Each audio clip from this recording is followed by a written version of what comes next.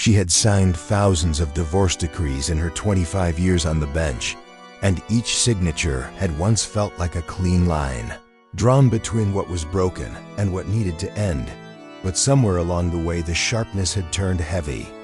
and the certainty had begun to crumble, and Judge Eleanor Hart had started to wonder if efficiency was simply a polite word for giving up too quickly on people who were drowning in their own storms, yet still longed for a hand to hold them afloat.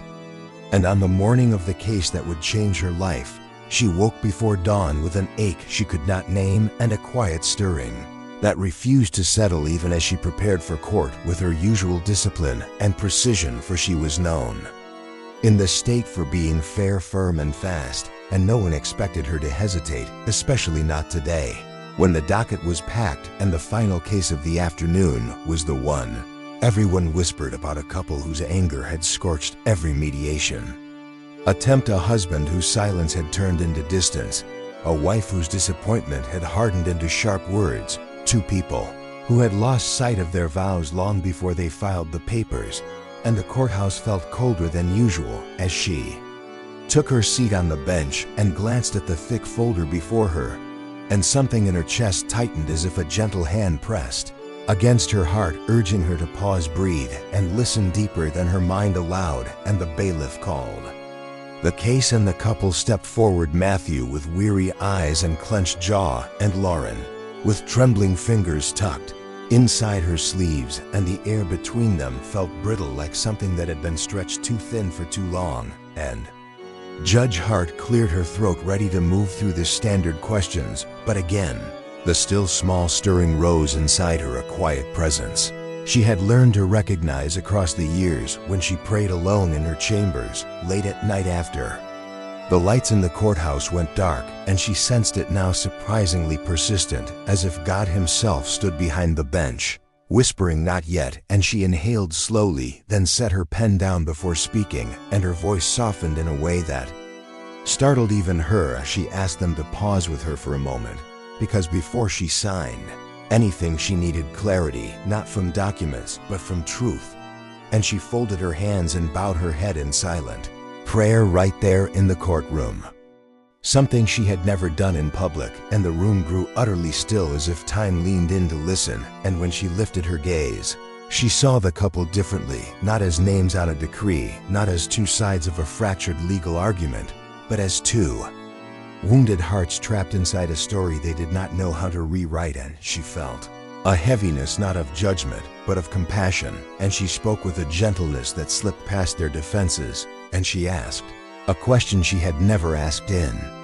all her years on the bench, a question that rose inside her with unmistakable clarity. What happened to the two of you before the anger began? And the room changed at once, for neither expected that, and Lauren blinked rapidly as if pushed into a memory, while Matthew swallowed hard and looked down at his shoes. And she invited them to answer truthfully, for once, not for the record, not for strategy, not to win, but because hearts need truth more than signatures. And Lauren spoke first, voice fragile as she admitted she had felt invisible for years, unseen, unheard, unloved, as Matthew buried himself in work, trying to be a provider while quietly drowning in the fear that he was failing anyway. And Matthew interrupted softly, saying he had never stopped loving her, but he did not know how to reach her without making everything worse. And their words spilled out like a river, finally breaking open, and neither blamed the other for the first time in a long time. They simply told the truth. And the judge felt that same stirring warming the room, carrying grace into places that had forgotten its language, and she leaned forward and asked one more question, another she had never asked. Are you sure the marriage is what is broken, or is it the hope you stopped protecting? And the couple fell silent, their tears answering before their voices did, and something cracked open between them, a tenderness long buried beneath disappointment and exhaustion. And Lauren whispered, "I don't